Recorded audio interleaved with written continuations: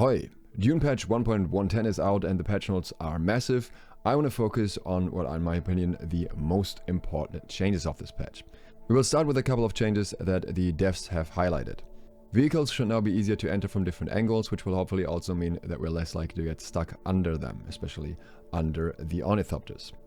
Sandworms now linger a bit around spice fields that have been recently harvested from. This is going to be interesting in terms of aggro resets, how exactly that will work now. This could fundamentally change how you want to farm spice, because you might have to be a fair bit more careful. And a very big question here for me is if that will still happen if you manage to not aggro the sandworm in the first place, which is possible, so I'll do some testing. An exploit was fixed that allowed players to duplicate resources. The Atreides decorations have been moved away from Asmara Effendi, the Hako village weapons vendor, onto Omunda Lax, who is the Hako village structure vendor. This was confusing to begin with, and there is an important reason why this change actually matters, and that's because 3 unique weapon schematics have now been added to Asmara Effendi along with that. Also in the cities, you're now able to list things from your vehicle on the exchange, which would make trading a lot more effective. The streamer mode gets enhanced in various ways, fixing some outliers where your name was still visible, like for example sync charts. There are a couple of important combat fixes, especially for melee. They updated the dagger slow blade animations to make the stab connect better, and also fixed an issue where melee execute miss sometimes. Really hoping that this will lead to less of these awkward swings where you're just suddenly not doing a slow blade attack and just hitting next to the target for some reason. They also fixed several vulnerabilities that could lead to increased combat damage. This might be some of the self buffs.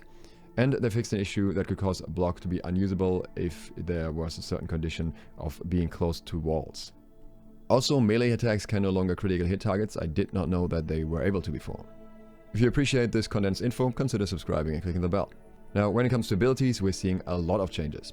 Suspenser Dash will now cost 20% of your maximum power instead of a flat cost of 75.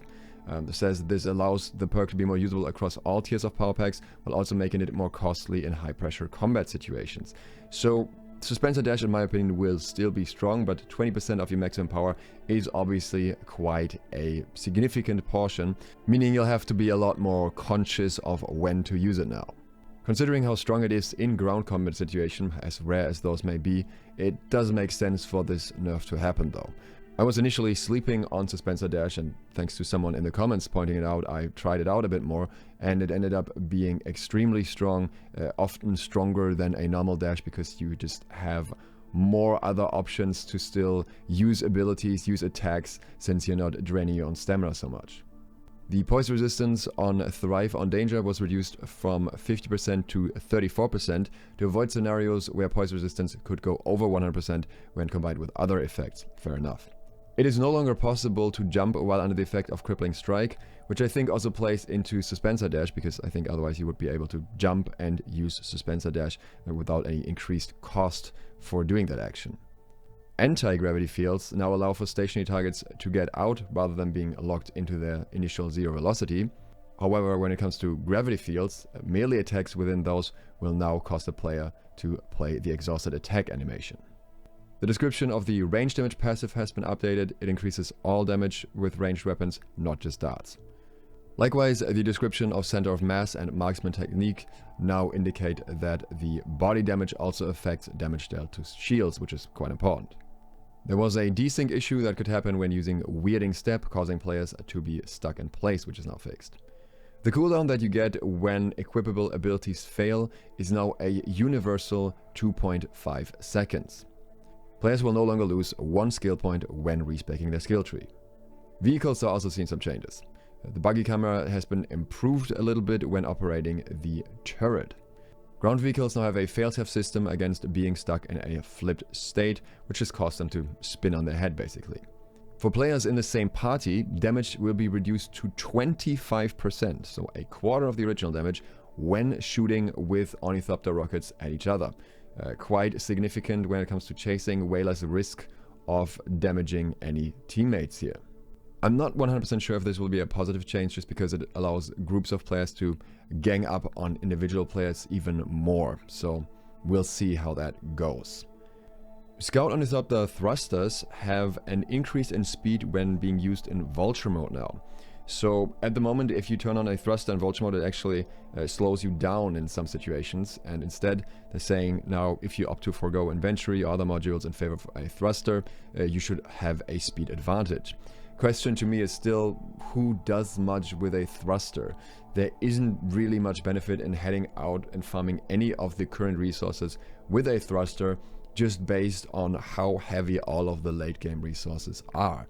Maybe like very quick in and out with spice, but even that hardly feels worth it. So I think the whole thruster situation, to me personally, is still very weird. They also fixed an edge case issue allowing vehicles to pass through pentashields unauthorized. In the UI, they're adding some new features, and one of them is particularly nice, being an individual key binding for take or quick loot. So you no longer have to have that bound to your spacebar and avoid accidental jumping. Likewise, there are key bindings for exit climbing, which is the same as crouch by default, not seeing where that is going to be super important, but maybe there are use cases, and exit vehicle, which is the same as a primary interact by default, but it's already a hold, so once again, not so sure why that one is particularly important. There are some other bind changes I would personally prefer. They updated the colors for the pinned recipes display, and I'm only mentioning this because does anyone know where to find the pinned recipes? I have never seen this menu, I've had a look for it, and I'm not sure which recipes they're referring to. In the trade UI, if any of the items are being changed or the Solaris are being changed, both players are now set as not ready. That's being reset, which is important because otherwise you could modify, for example, the amount of Solaris last second, and then the other player would have already accepted, basically. When it comes to world building exploration, there are tons of fixes, but the one that I wanted to point out is the hatches on the side of small crashed shipwrecks should now always be above sand and therefore cuttable, because at the moment quite often they will land awkwardly on their side, and then you can maybe scan them but don't really have an angle to cut them, and you can't actually get them open. So that being a thing of the past, should be much nicer for deep desert shipwrecks. Now, if you're interested in more Dune related content, especially my weekly map, then consider subscribing and clicking the bell. Thanks to all of my patrons who make videos like this possible, and thanks to you for watching. Duke Sloth, out.